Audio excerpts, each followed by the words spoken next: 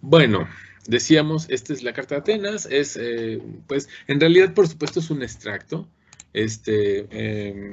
Digamos, lo que vamos a ver, este punto 1, por ejemplo, que viene aquí, en realidad es el punto 1 de ese primer capítulo. O sea, a ver, les muestro rápidamente. O sea, el punto 1 del libro, pues en realidad es solo este primer texto y después viene desarrollado como tal. Por supuesto, pues no nos vamos a dedicar a leer el libro entero, sería demasiado pesado y sobre todo, bueno, ya me la sé, ¿no? Los estudiantes de arquitectura nunca tienen tiempo suficiente y sobre todo, pues tienen un montón de otros trabajos que hacer y por supuesto no nos alcanzaría el curso para leer todo lo que deberíamos leer como básico, pues, pero al menos lo que haremos será un extracto pues muy sintético, muy fragmentario, muy por encimita únicamente, ¿no? De los contenidos del libro. Un poco haremos un recorrido así súper rápido a grandes rasgos, a grandes pasos, y brincaremos sobre las ideas y más o menos intentaremos desarrollar, pues, cuáles ideas fueron desarrolladas aquí. Y también veremos algunas imágenes por ahí de algunas ideas que creo que pudieran estar relacionadas con algunos de los planteamientos de acá. Los proyectos que vemos no son de la misma época necesariamente, pero me parece que de cierta manera ilustran las ideas que están por aquí flotando en esta Carta de Atenas, que de nuevo no son ideas únicamente de Le Corbusier. Hay una crítica ahí importante que se ha hecho respecto a cómo este libro en realidad está basado en otros libros. Hay un autor español que se llama Josep Lluís Sert, un arquitecto español pues bastante importante de la modernidad, un arquitecto moderno español pues muy brillante, que también hizo cosas muy importantes en España. Y bueno, también escribía y hacía otras cosas. Entonces, al parecer, bueno, este libro está más o menos entresacado de ese otro. Ya saben, siempre el tema de como de autorías y esto, que bueno, siempre son delicados y sobre todo entre arquitectos, ¿no? Bueno, entonces comenzamos rápidamente. Les digo, vamos a tener que leerlo así como de maratón. La primera parte del libro se llama La ciudad y su región, y les digo, vamos a leer solo los encabezados de cada capítulo. El encabezado 1 dice: la ciudad no es más que una parte del conjunto económico, social y político que constituye la región. 2. Yuxtapuestos a lo económico, a lo social y a lo político, los valores de orden psicológico y fisiológico ligados a la persona humana introducen en el debate preocupaciones de orden individual y de orden colectivo. La vida solamente se despliega en la medida en que concuerdan los dos principios contradictorios que rigen la personalidad humana, el individual y el colectivo. Claramente, bueno, la ciudad, por supuesto, pues es una obra colectiva.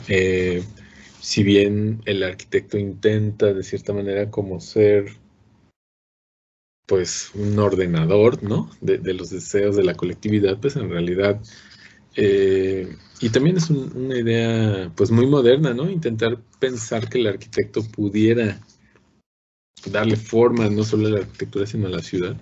La realidad es que al menos las ciudades latinoamericanas pues se transforman mucho más rápido de lo que el arquitecto pudiera llegar a planear. Y entonces, bueno, es un cuestionamiento, por supuesto, mucho más contemporáneo. Aquí el planteamiento es que el arquitecto tendría este valor, esta estructura ordenada, ¿no? Que debería regir sobre las demás personas. Estas constantes psicológicas y biológicas experimentarán la influencia del medio: situación geográfica y topográfica, situación económica y situación política. En primer lugar, la situación geográfica y topográfica, la índole de los elementos, agua y tierra, la naturaleza, el suelo, el clima. 4. En segundo lugar, la situación económica, los recursos de la región, contactos naturales o artificiales con el exterior. 5. En tercer lugar, la situación política, el sistema administrativo. 6. Ciertas circunstancias particulares han determinado los caracteres de la ciudad a lo largo de la historia: la defensa militar, los descubrimientos científicos, las sucesivas administraciones, el desarrollo progresivo de las comunicaciones y de los medios de transporte, rutas terrestres, fluviales o marítimas, ferrocarriles y rutas aéreas. 7. Las razones que presiden el desarrollo de las ciudades están, pues, sometidas a cambios continuos. 8. El advenimiento de la era del maquinismo ha provocado inmensas perturbaciones en el comportamiento de los hombres, en su distribución sobre la tierra y en sus actividades mismas. Movimiento irrefrenado de concentración en las ciudades al amparo de las velocidades mecánicas. Evolución brutal y universal sin precedentes en la historia. El caos ha hecho su entrada en las ciudades. Bien, bueno, nos habla aquí, ¿no? De cómo, pues tenía unas ciudades en esos momentos en los que está escrito este texto.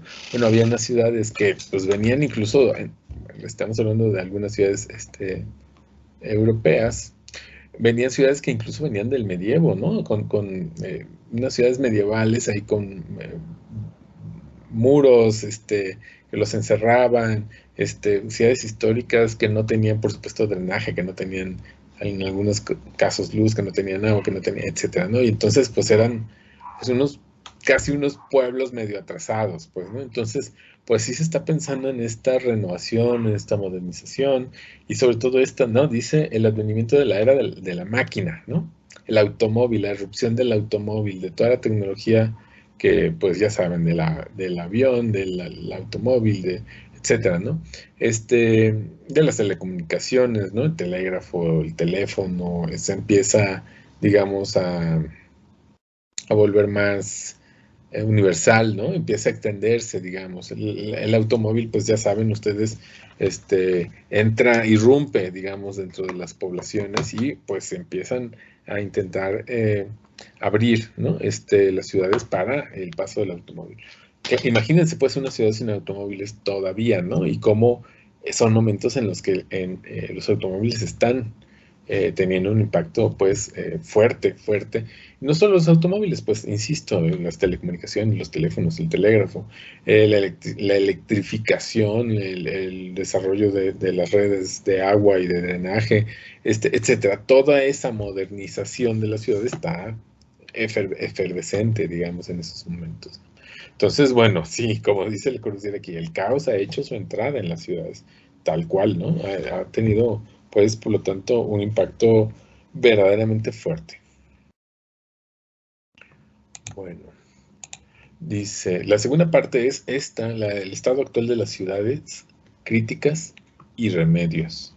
Bien, ¿qué se plantea esencialmente dentro de este congreso? Bueno, dentro de la Carta de Atenas específicamente, que es un congreso específicamente dedicado a las temáticas de la ciudad, funcionalizar la ciudad, zonificarla,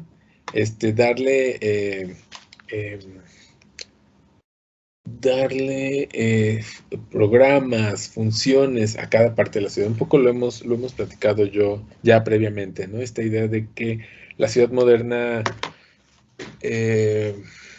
construye, pues, una zonificación, le da programas, le da orden, le da estructura, sí. Además, insisto, el tema de los vehículos, de las grandes avenidas, de la estructura de la ciudad, y esto compárenlo, pues, con una ciudad hecha para caballos, para unas ciudades que a veces, pues, tenían que ver con estructuras históricas medievales, ¿no? Lo mismo podríamos decir en México, o sea, pues, no sé, piensen en la Ciudad de México, una ciudad que originalmente la mitad de la ciudad era un gran lago, ¿no? Y que se fue rellenando, se fue construyendo, se conservaron, digamos, las calzadas originales, la calzada de Tlatelolco y la la del sur. Bueno, no sé, ¿no? Estas grandes calzadas que después se transformaron, pues, en el paseo, bueno, no el Paseo de la Reforma, pero en Insurgentes y en, no sé qué, no en estas grandes avenidas, bueno, que implicaba, pues, de repente tener que romper, modernizar implica de repente pues demoler y abrir grandes avenidas, etcétera. Y además pues este modelo planteado por el CIAM, lo que está planteando también pues decíamos es esta idea de zonificación. Lo vamos a ir viendo aquí en algunas imágenes, ¿no? Y hay 4 funciones sustantivas que plantea Le Corbusier para las ciudades y seguramente también lo hemos dicho ya también, pues esta zonificación y esta funcionalización de la ciudad pues recae también y llega a la vivienda, lo hemos dicho ya. Bueno, es una idea, de nuevo, que a nosotros se nos hace como muy dada, ¿no? Es algo que así existe, así es. La casa tiene sala, comedor, cocina, medio baño y medio, 2 baños y medio, 3 recámaras, yo qué sé, ¿no? Así es como se construye una casa. Bueno, nunca, no siempre fue así. Es un modelo muy reciente, es un modelo que tiene 100 años. Nosotros pensamos que la vivienda ha sido así toda la vida. Nosotros creemos, porque somos muy modernos, porque tenemos esta herencia de la modernidad, sobre todo las escuelas de arquitectura y los profesores de arquitectura que estudiamos, muchos de nosotros, a mí ya no me tocó tanto, pero pues un profesor mayor seguramente les va a intentar inculcar pues las diagramas de burbujas y la zonificación de la casa y las relaciones de función de la ciudad, etcétera, porque pues estudiaron en una escuela moderna. Yo más o menos también, pero bueno, a mí ya me tocó prácticamente, pues ya un poco como las últimas, posiblemente las últimas ideas al respecto. Todavía había maestros que nos hablaban justamente de la Carta de Atenas, no como algo histórico como se los estoy planteando yo, sino como algo que deberíamos estudiar para saber cómo hacer urbanismo moderno. Y entonces, bueno, sí es, pues, sí era, o seguía siendo, o sigue siendo posiblemente, pues, una cosa que creemos que así es, ¿no? La zonificación de la ciudad, el hecho de tener grandes conjuntos habitacionales, grandes apartados de oficinas, o zonas comerciales, etcétera, pues creemos que así son las ciudades, pero es que esa ciudad es muy reciente, tiene 120 años, ¿no? No tiene más de eso. Entonces, bueno, están estas funciones que se plantean en los CIAM. De nuevo, es muy posible que sean ideas muy cercanas o posiblemente que vengan del Corbusier, no lo sé. Pero bueno, hay estas 4 funciones, aquí nomás se muestran 3, pero hay 4 funciones que va a estar planteando el libro constantemente. Es la habitación, o sea, la vivienda, el trabajo, la recreación, aquí no lo dicen recreación, le llaman esparcimiento, y la circulación, el transporte. Son estas 4 funciones que tiene la ciudad y que se plantean, se zonifica la ciudad de esa manera. ¿Okay? Bueno, el primero de los puntos de los que nos plantean aquí, pues es justamente la habitación. Esta idea, bueno, voy a plantearles primero, nos va a hablar de estas 4 grandes funciones, de la habitación, del trabajo, del esparcimiento y de la circulación. Primero plantea unas observaciones, o sea, un análisis de cómo está la ciudad en ese momento, y después un apartado de propuesta que le llama exigencias.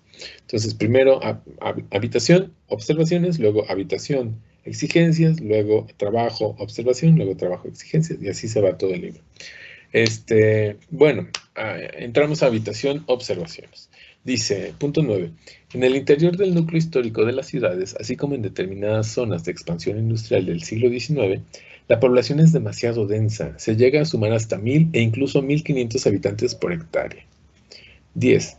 En los sectores urbanos congestionados, las condiciones de habitabilidad son nefastas por falta de espacio suficiente para el alojamiento, por falta de superficies verdes disponibles y finalmente por falta de cuidados de mantenimiento para las edificaciones. Explotación basada en la especulación. Estado de cosas agravado todavía más por la presencia de una población con nivel de vida muy bajo, incapaz de adoptar por sí misma medidas defensivas. La mortalidad llega a alcanzar el 20%. 11. El crecimiento de la ciudad devora progresivamente las superficies verdes, limítrofes de sus sucesivas periferias. Este alejamiento cada vez mayor de los elementos naturales aumenta en igual medida el desorden de la higiene. 12. Las construcciones destinadas a viviendas se hallan repartidas por la superficie de la ciudad, en contradicción con las necesidades de la higiene. 13. Los barrios más densos se hallan en las zonas menos favorecidas, vertientes mal orientadas, sectores invadidos por neblinas o gases industriales, accesibles a las inundaciones, etc. Seguramente algo habrán escuchado de estas condiciones infrahumanas de la Londres del siglo, de finales del XIX. Había ocasiones en las que de plano las fábricas tenían que parar por la cantidad de humo, de humo negro, de hollín, que se generaba en la ciudad, que incluso llegó a haber así, ¿no? Una crisis de muertos por contaminación en las ciudades. De verdad era increíble. Un poco como las imágenes que vemos ahora de la China del siglo XXI, pues así, ¿no? De estos pobres chinos llenos ¿no? Con mascarillas todo el tiempo, no por la pandemia, sino por el tema de la contaminación industrial en China. Bueno, pues algo parecido, pero en el siglo XIX. Y entonces, bueno, sí era un tema, por supuesto, ¿no? Dice el número 14, las construcciones aireadas, viviendas acomodadas, ocupan las zonas favorecidas, al abrigo de vientos hostiles, con vistas seguras y graciosos desahogos sobre perspectivas paisajistas, lago, mar, montes, etc., y con abundante exposición al sol. 15. Esta distribución parcial de la vivienda está sancionada por el uso y por unas disposiciones municipales que se consideran justificadas. Zonificación. 16. Las construcciones levantadas a lo largo de las vías de comunicación y en las proximidades de los cruces son perjudiciales para la habitabilidad, ruidos, polvo y gases nocivos. 17. El tradicional alineamiento de las viviendas al borde de las calles solo garantiza la exposición al sol a una parte mínima de los alojamientos. 18. La distribución de las construcciones de uso colectivo dependientes de la vivienda es arbitraria. Bueno, aquí nos habla el Siam o Le Corbusier sobre que es muy convencional, ¿no? Esta alineación de viviendas una tras otra en calles, dice, pues eso no funciona, plantea ellos, ¿no? ¿Por qué? Pues porque solamente una parte de la vivienda le da el sol. 19. Las escuelas, en particular, se hallan frecuentemente situadas en vías de circulación y demasiado alejadas de las viviendas. 20. Los suburbios se ordenan sin plan alguno y sin vinculación normal con la ciudad. 21. Se ha tratado de incorporar los suburbios en el ámbito administrativo. 22. A menudo los suburbios no son más que una aglomeración de barracas donde la indispensable viabilidad resulta difícilmente rentable. Bueno, pues ¿cuál es el planteamiento alternativo? Construir gigantescas edificios que concentren, o sea, esencialmente densificar la ciudad, en vez de tener zonas de la ciudad pues llenas de casitas de un solo piso, de 2 pisos, máximo de 3, que plantean pues construir edificios de 50 pisos, en lo que se recogen todas esas viviendas, se amontonan en una gran torre, y en ese sentido ellos plantean lo que va a suceder. Bueno, todos estos son proyectos del Corbusier, pero el libro pues es del Congreso, que plantea pues que a la hora de concentrar, entonces va a permitir tener grandes zonas verdes,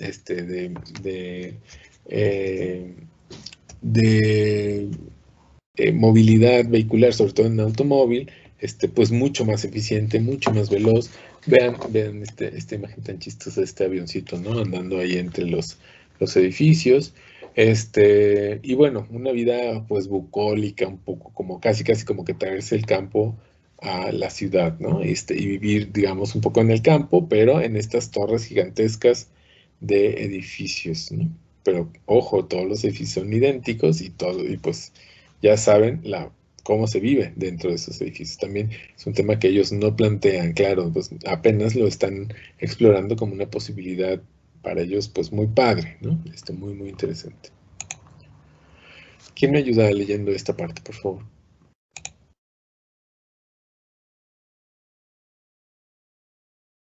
Yo leo si quiere, profe. Gracias, Diego. Recordemos que estamos en la zona de en habitación, o sea, en la vivienda, y ahora, ¿qué deberíamos hacer? ¿Cuáles serían las exigencias que plantea el Congreso como tal? Gracias, Diego, adelante. En lo sucesivo, los barrios de viviendas deben ocupar los mejores emplazamientos en el espacio urbano, aprovechando la topografía, teniendo en cuenta el clima y disponiendo de la insolación más favorable y de los espacios verdes oportunos. La determinación de las zonas de habitación debe estar dictada por razones de higiene. Deben imponerse densidades razonables según las formas de habitación que ofrece la propia naturaleza del terreno. Debe señalarse un número mínimo de horas de exposición al sol para toda vivienda. Debe prohibirse la alineación de las viviendas a lo largo de las vías de comunicación. Deben tenerse en cuenta los recursos de las técnicas modernas para alzar construcciones elevadas y las construcciones altas, situadas a gran distancia unas de otras, deben liberar el suelo en favor de grandes superficies verdes. Tal cual, ¿no? O sea, un poco, gracias, Diego.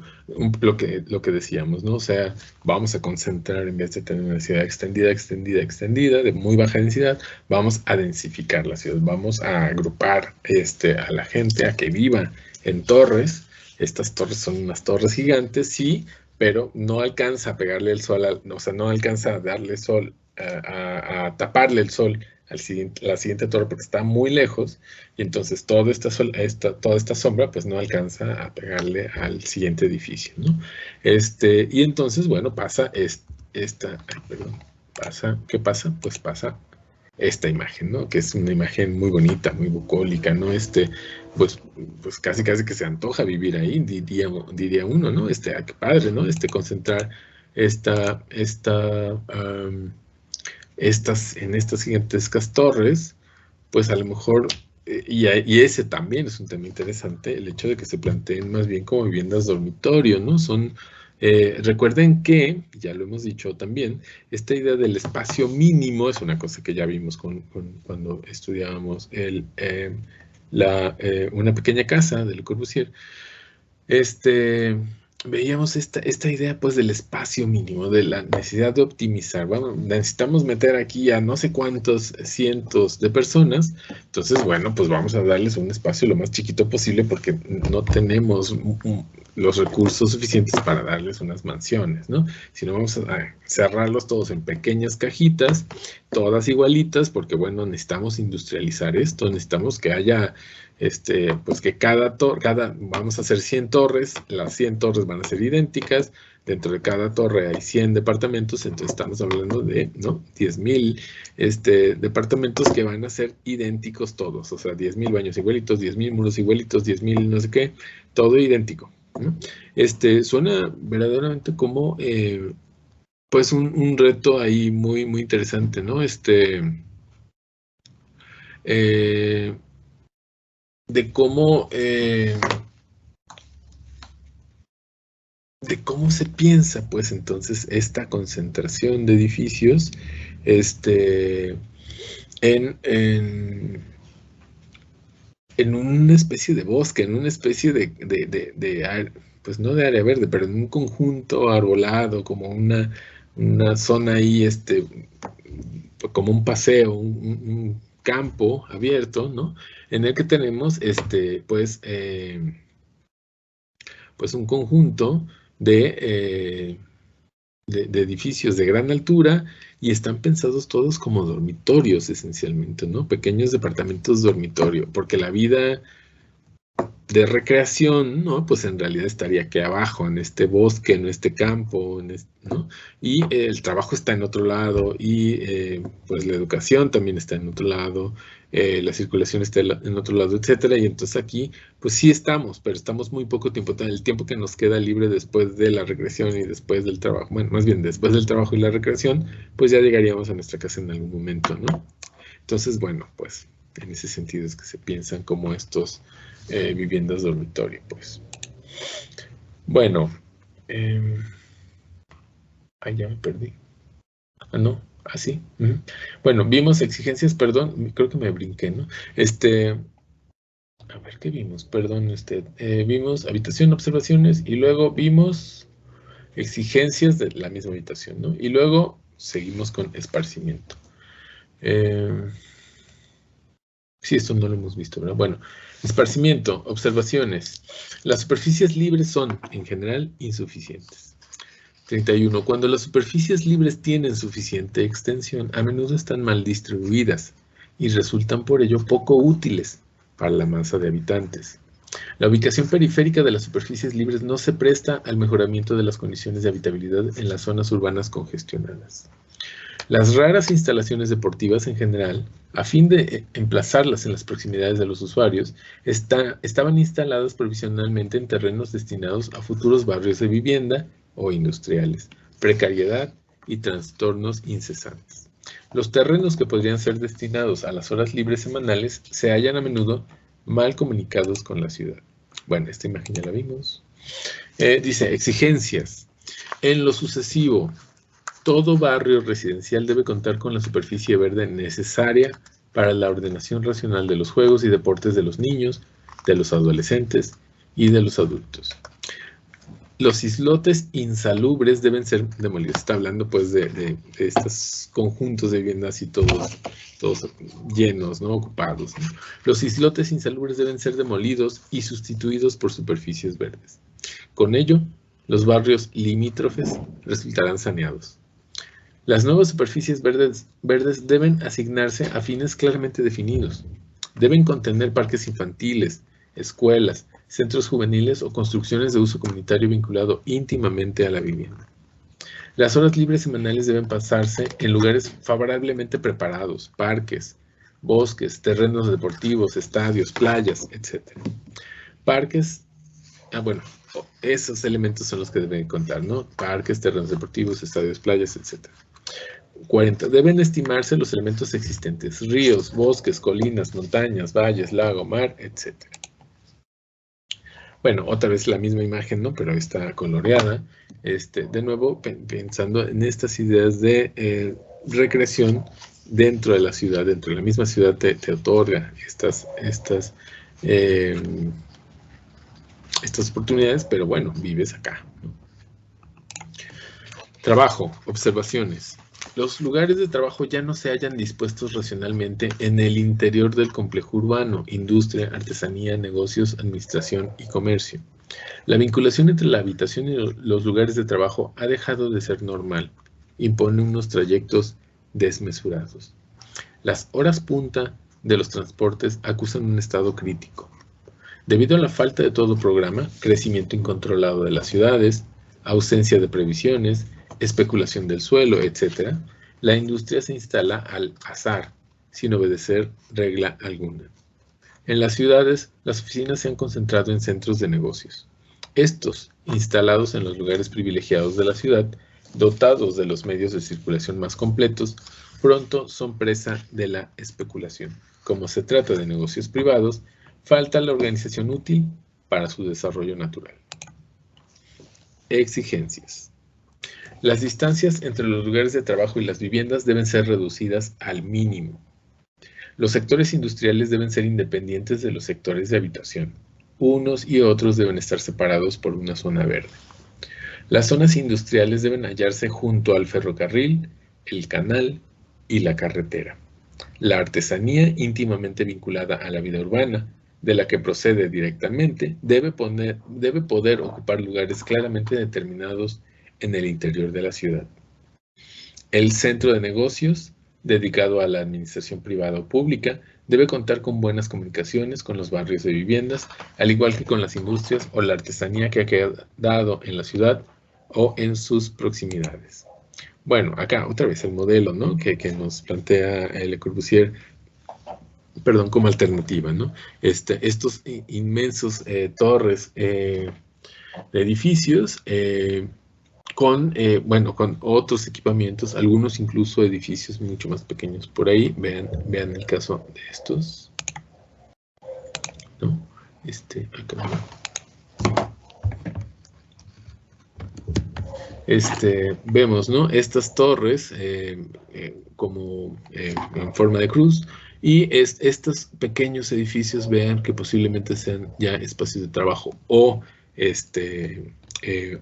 también de habitación, pero con otra escala y otras condiciones. Vean, aquí se ven, ¿no? Estas torres gigantescas de edificios. Vean la escala de los autos. No sé si alcanzan a ver estas manchitas, que claramente son vehículos. Vean estas avenidas, ¿no? De alta velocidad. O sea, la idea es que el auto corra despavorido por donde en estas inmensas avenidas abiertas, ¿no? Para que puedan recorrer libremente los automóviles en las cuadrículas, ¿no? Tanto en este sentido como en este otro, algunas zonas de edificios más, y lo que decíamos, ¿no? Algunas áreas verdes por ahí en medio de los edificios como tal.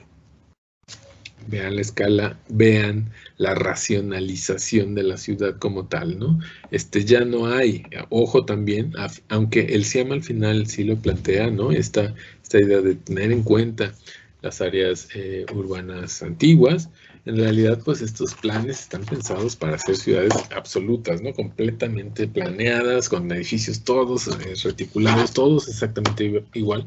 Vean cuántos edificios hay de estos. 1, 2, 3, 4, 1, 2, 3, 4, 5, 6, 6 por 4, 24. Torres gigantescas de edificios acá, que cada uno, quién sabe cuántos departamentos tendrá, y el montonal de otros modelos, ¿no? Ya sea de oficinas o de vivienda, etcétera. Acá el centro de gobierno, seguramente, ¿no? En medio de la gigantesca avenida. Recuerden que estos modelos, a pesar de que suenan un poco locos y pues como fuera de lugar, pues en realidad se aplicaron. Ahí está Brasilia. Brasilia, recuerden que fue planeada en medio de la selva, es la capital, la nueva capital, brillante capital de este país que tiene en su bandera una leyenda de orden y progreso, que es Brasil. La capital de Brasilia la capital de Brasil estaba completamente en medio de la selva, no había absolutamente nada.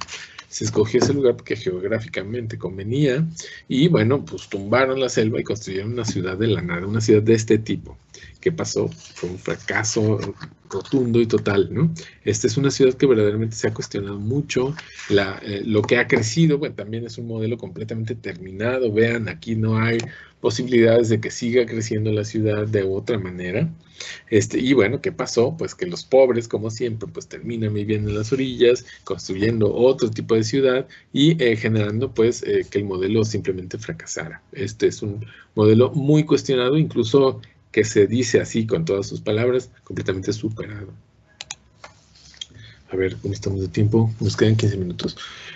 Apenas y medio vamos a terminar. Circulación, observaciones. La actual red de vías urbanas es un conjunto de ramificaciones desarrolladas en torno a las grandes vías de comunicación. Estas últimas se remontan en el tiempo, en Europa, mucho más allá de la Edad Media y a veces incluso de la Antigüedad, un poco lo que decíamos, ¿no? Son ciudades medievales a las que de repente pues hay que meterle avenidas para que pasen los autos a toda velocidad. Las grandes vías de comunicación fueron concebidas para el tránsito de peatones o de carruajes. Hoy no responden ya a los medios mecánicos de transporte. Las dimensiones de las calles, inadecuadas para el futuro, se oponen a la utilización de las nuevas velocidades mecánicas y a la expansión regular de la ciudad. Las distancias entre los cruces de las calles son demasiado pequeñas. La anchura de las calles es insuficiente. El intento de ensancharlas resulta a menudo una operación costosa y además ineficaz. Ante las velocidades mecánicas, la red de calles muestra ser irracional, carente de exactitud, de flexibilidad, de diversidad, de adecuación. Los trazados suntuarios, o sea, estos trazados bonitos, así como que en el campo y demás, con finalidad representativa, han podido o pueden constituir graves dificultades para la circulación. En numerosos casos, la red ferroviaria se ha convertido con la extensión de la ciudad en un obstáculo grave para la urbanización. Esta red encierra barrios de viviendas, privándolos de contactos útiles con los elementos vitales de la ciudad. Bueno, ¿cuál es la alternativa? Pues construir estas gigantes avenidas a lo largo de estas gigantescas torres. Bueno, vean la escala. Aquí, vean nomás los autos. Estos son autos. Vean nada más pues la escala planteada de las avenidas, la escala planteada de estas plazas y la escala planteada de estos edificios totototes gigantes. Bueno, exigencias. A partir de estadísticas rigurosas deben realizarse análisis útiles del conjunto de la circulación en la ciudad y en su región. Trabajo que revelará cuáles son los cauces de circulación, así como el carácter del tráfico.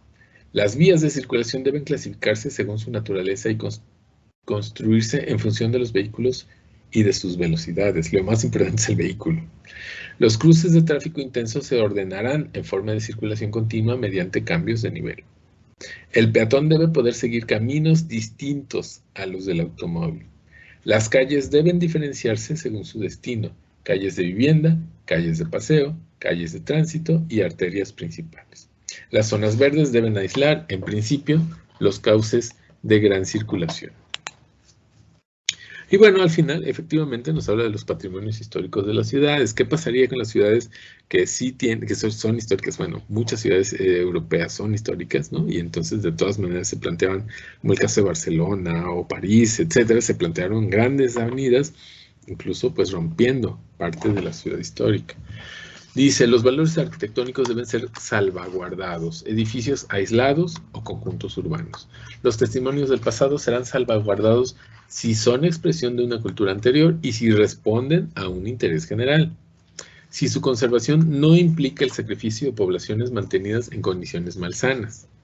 Si es posible remediar el perjuicio de su presencia con medidas radicales, por ejemplo, la desviación de elementos de circulación vitales o incluso el desplazamiento de centros considerados hasta ahora como inmutables. La destrucción de tugurios en los alrededores de los monumentos históricos dará ocasión a la creación de superficies verdes. Tiremos todos esos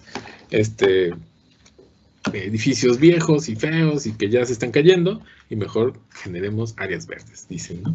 La utilización de los estilos del pasado con pretextos estéticos en las nuevas construcciones alzadas en las zonas históricas tiene consecuencias nefastas. El mantenimiento de semejantes usos o la introducción de tales iniciativas no será tolerado en forma alguna, jamás, ¿no? Nunca regresemos al pasado.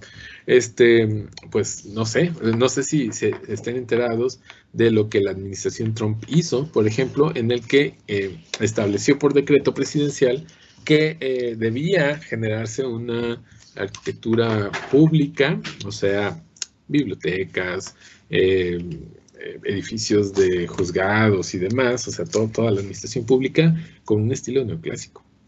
Entonces, es una cosa muy actual, o sea, acaba de pasar hace 2 años, pues, ¿no? Esto, lo seguro si lo googlean, lo encuentran. Entonces, vean las grandes diferencias de este pensamiento moderno con el contemporáneo. Bien, bueno, acá vemos, sí, la intervención de algunas de estas torres es en Alger, me parece que es Asia, creo, no estoy seguro honestamente, pero bueno, es una ciudad no europea. Y lo que plantea aquí Le Corbusier son estas torres de edificios y vean el trazado antiguo de la ciudad en el resto, ¿no? Acá sí, pues es la ciudad antigua, ni modo, pues hay que soportarla, pues que se quede. Pero vamos a demoler toda esta parte de la ciudad y vamos a construir estas torres. O sea, hay una relación, la verdad es que muy conflictiva de la ciudad moderna con la ciudad antigua. Bueno, conclusiones del libro. Vean, pues, esto lo hemos visto ya, hay varias perspectivas al respecto. Vean la racionalización de la ciudad, es una cosa increíble, ¿no? Estas geometrías que la verdad es que un poco entusiasman a los ojos de los arquitectos, ¿no? Decir, bueno, va a estar todo perfectamente ordenado, súper racional, etcétera, pero choca con la vida real. O sea, la vida real no es así, no puede ser. Aquí hay topografías, hay ríos, hay parte de la ciudad histórica, hay árboles, hay animales, hay, etcétera, ¿no? La realidad es diferente a esta racionalización totalizadora, un poco a la manera de estos regímenes totalizadores, ¿no?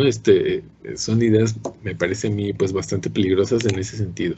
Se ven bonitos como planos, pero en la realidad no funcionan, ¿no?